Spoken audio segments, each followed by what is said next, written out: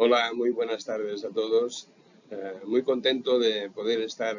acompañarlos ahora aquí en este simposium en donde se reconoce el trabajo y se premia el trabajo de investigación interdisciplinaria, el premio Frixel, en honor del doctor Luis Barba Pingarrón en esta sesión de la Sociedad Americana de Arqueología. Desafortunadamente no hemos podido estar presencialmente, pero aquí estamos llenando este hueco que dejamos porque en el último momento pues, nos fue imposible acompañarlos presencialmente. Bueno, pues lo que queremos es, pues, en ese sentido, pues, acompañarles y, pues, de alguna manera homenajear, digamos, y recordar las experiencias y aprendizajes que con el doctor Luis Barba hemos tenido desde hace, pues, se puede decir que más de 40 años, ¿no? En ese sentido, también debo de agradecer la invitación a participar en todo esto por parte de la doctora Alessandra Pecci de la Universidad de Barcelona y el doctor Rob Stenberg, organizadores ellos de este simposio. Sin más prolegómenos, pasaré a mostrarles un poco pues, estas experiencias que hemos compartido durante todos estos años, desde nuestra época de alumnos del doctor Luis Barba en la Escuela Nacional de Antropología e Historia. En los años 80, en nuestra generación, fuimos unos privilegiados porque pudimos, pues en la práctica profesional, pues aprender con nuestros profesores y especialmente con el doctor Luis Barba y con otros investigadores del Instituto de Investigaciones Antropológicas, pues a excavar y pues de alguna forma u otra a asomarnos como arqueólogos a pues este patrimonio invisible muchas veces abandonado mediante las técnicas de la geofísica y de la prospección arqueológica aplicadas, ¿no?, a proyectos particulares. Y en ese sentido, pues nuestra formación, pues tenemos que decir que agradecemos ya desde esos momentos, pues la perspectiva que nos ofreció la mirada del doctor Luis Barba para tener estas observaciones. Al cabo de unos años yo vine a trabajar a la península de Yucatán en diferentes proyectos, pero particularmente después me enfoqué a partir de la maestría en Ciencias Antropológicas en la Universidad Autónoma de Yucatán al estudio de Tijó, de la antigua ciudad maya, donde se funda la Mérida actual, ¿no? A pesar de que Mérida ha sido concebida muchas veces como una ciudad eminentemente colonial, pues me llamó la atención desde un principio pues también esta profundidad histórica de la ciudad. Y me aventuré pues a estudiar lo que es una ciudad enterrada bajo otra ciudad, ¿no? Y en ese sentido, pues tuvimos que hacer una revisión de datos históricos y arqueológicos, como este plano, por ejemplo, que encontramos que había dibujado el fraile Diego de Landa cuando en el siglo XVI llegaron a establecerse en la ciudad de Mérida, y pues nos dibuja uno de los edificios principales de las pirámides principales que se encontraban en el centro de la ciudad, con este croquis que nos legó y que nos muestra pues la envergadura de esto y el tamaño de estos edificios y las características arquitectónicas que asombraron a aquellos primeros conquistadores que llegaron a la península. También en la revisión de planos observamos y logramos contar con el plano de Salazar y Larregui, un plano del siglo XIX. Desafortunadamente en la ciudad de Mérida no hay cartografía previa, por lo menos que esté disponible actualmente. Ojalá pues a futuro aparezcan más, pero el plano de Salazar y Larregui, conocido, esta litografía que se elaboró acuciosamente, pues nos empezó a proporcionar también una visión de la configuración urbana de la ciudad a través que se había dado desde el siglo XVI, con la fundación de Mérida en Tijó hasta fines del siglo XIX, ¿no? Y en donde todavía quedaban y pudimos visualizar en este plano, ya veremos más adelante, algunos elementos que caracterizaban también esta sobreposición de ciudades. Y el arquitecto Leopoldo Tomasi, a mediados del siglo XX, pues también hizo un estudio, Mérida, la ciudad de ayer, de hoy y de mañana, en el cual presenta una serie de planos en donde también él muestra y todavía pues, seguramente pudo observar algunos de los promontorios que se encontraban en la parte central de la ciudad, ¿no? Y estas referencias pues, históricas y planos que nos hacían referencia de la ciudad, pues nos acercaban un poco a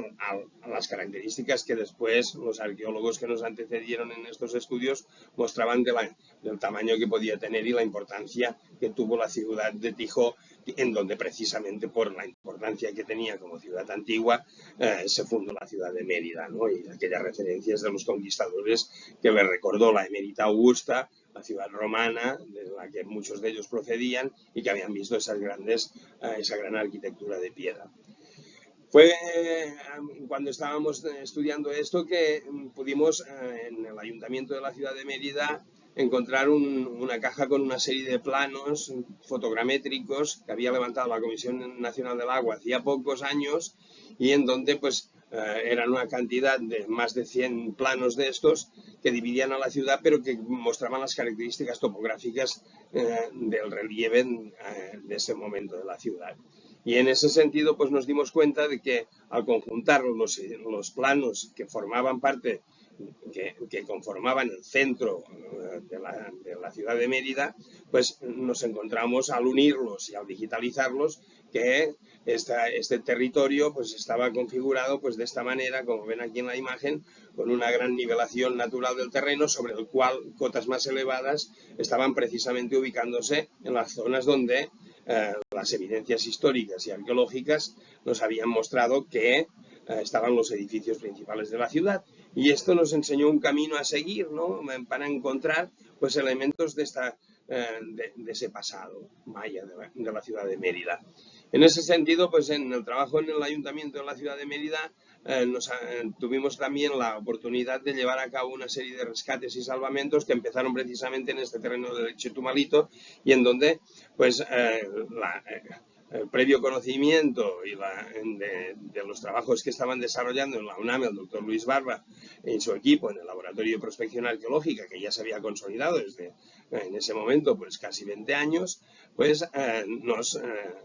pudimos invitarles a participar en esto y empezar a trabajar conjuntamente en estos espacios, ¿no? Y así fue que nació el trabajo de prospección arqueológica en el centro histórico entre 2005 y 2006, que fue una primera etapa muy importante de levantamiento y de andar con el georradar por una multitud de espacios, como la zona del mercado, en donde encontramos, pues, aquí empezábamos a sumar información topográfica y planimétrica de la ciudad de diferentes épocas, y aquí, por ejemplo, estábamos también recorriendo los vericuetos tanto del mercado como de las calles alrededor, en donde pues también estábamos viendo cómo el georradar podía permitirnos observar algunos detalles del subsuelo que podían tener referencia con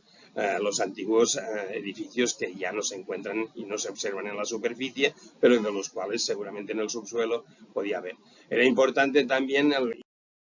ir observando, por ejemplo, en el plan, aquí tenemos el plano de Salazar, edificios que como el del Imposible, que era otro de los grandes edificios de la ciudad en el centro, del cual había evidencias en el plano histórico, ¿no? Y entonces también el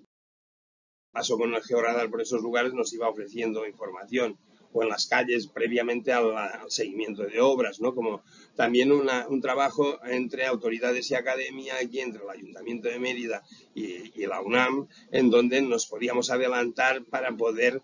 sospechar que en los lugares donde se iba a hacer infraestructura podían existir evidencias, como es el caso de este muro prehispánico de una plataforma que encontramos en esta calle y que en el georradar se había detectado como una anomalía importante. Otros edificios, como por ejemplo en la Facultad de Arquitectura, en el Convento de la Mejorada, también tuvimos una incursión importante desde aquellas primeras temporadas, en el pasaje de la Revolución, en que llamamos en Mérida, en el centro, donde a un lado de la catedral se habían desaparecido pues, los sagrarios, las sacristías, y entonces las anomalías detectadas por el georradar nos estaban mostrando también la posible evidencia, todavía existencia de muros en esas zonas. Total que con toda esta primera etapa de prospección se llevó a cabo pues casi 17 kilómetros de calles en donde se realizó este estudio y pudimos, bueno, ahí también establecimos una relación muy fuerte que trasciende pues propiamente lo académico, porque pues todas esas noches paseando por la ciudad de Mérida pues también. Y también la parte aplicada de todo de este aspecto, ¿no? Como es el Reglamento para la Preservación de Zonas de Patrimonio Cultural, que precisamente a partir de las evidencias arqueológicas se pudo aplicar y sirve como para una gestión de la conservación del patrimonio en las zonas históricas, ¿no? Y también a nivel de producción académica, ¿no? Empezamos pues también a colaborar con el doctor Luis Barba, acompañándolo en sus escritos y en empezar a discutir y a observar problemáticas dentro de estos contextos, ¿no? Tanto en publicaciones internacionales como nacionales, en seminarios, en congresos, en artículos de difusión, en revistas como Arqueología Mexicana, ¿no? Y después tuvimos otra experiencia en el proyecto del Parque Arqueológico Xoclán, que también fue muy importante dentro de estos espacios públicos que van quedando en la ciudad de Mérida y que nos ayudan a entender pues tanto el centro de la ciudad como el concepto mismo de la ciudad, ¿no? Y en este sentido se aplicaron aquí una cantidad de ya no solamente técnicas como el georradar, sino otras que también desde el laboratorio pudimos aplicar en estos espacios. Relevante es el trabajo del SAC-B de Xoclán con la fotografía aérea tomada desde el globo aerostático y que incluso tuvo repercusiones, bueno, salió en los periódicos y tuvo una trascendencia también, y después pues fuimos presentando todas estas evidencias y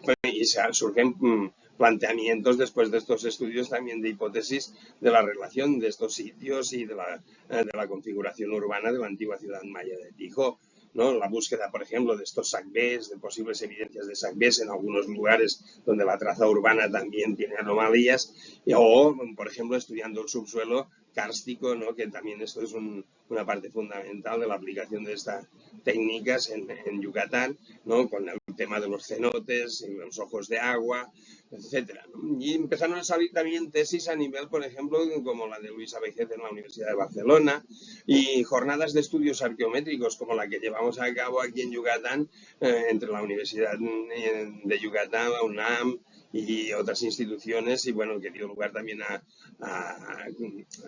convenios como por ejemplo con la Universidad de Calabria. Y pues hemos seguido trabajando en esto y desarrollando y participando en congresos, publicaciones, y esto nos ha ido acercando pues al sumar toda esta información arqueológica, histórica y la aplicación precisamente de las técnicas de prospección a entender a la ciudad y empezar a observar ese patrimonio invisible y poderlo desplegar para conocer lo que podía haber sido la antigua ciudad maya de Tijó, ¿no? Que actualmente pues y pasamos a otra concepción de este sitio arqueológico tan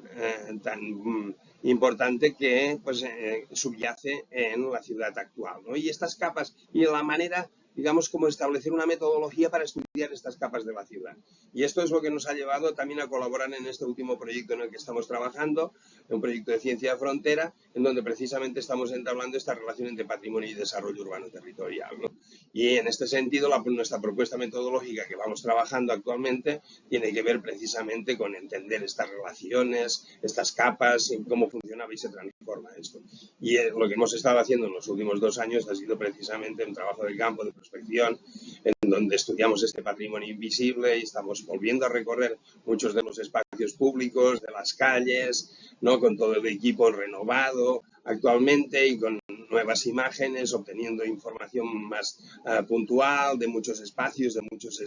zonas, de edificios, construcciones, y estamos ahora sumando también pues todos estos esfuerzos en desarrollar una base en donde podamos conjuntar toda esta información que estamos obteniendo en los espacios, ¿no? Como esta base de datos en donde las técnicas geofísicas y el registro digital nos permitirá pues configurar todo esto, o la instrumentación de un sistema de información geográfica también para ya establecer de una manera más sistemática toda esta información, ¿no? Y esto nos está llevando a una visión, a que estos estudios interdisciplinarios fueran aplicados también en la administración pública Y pues todo esto hemos ido aprendiendo, trabajando y colaborando con el doctor Luis Barba, que con sus comentarios puntuales, con su manera de ser y con su carisma y su profesionalidad, pues nos ha estado enseñando durante todos estos años. Muchas felicidades, Luis, muchas felicidades compartidas con todos ustedes y un abrazo muy fuerte, doctor, por todo lo que hemos aprendido con usted. Muchísimas gracias. Muchísimas gracias a todos y muchas gracias por su atención. Muchas felicidades, Luis Barba.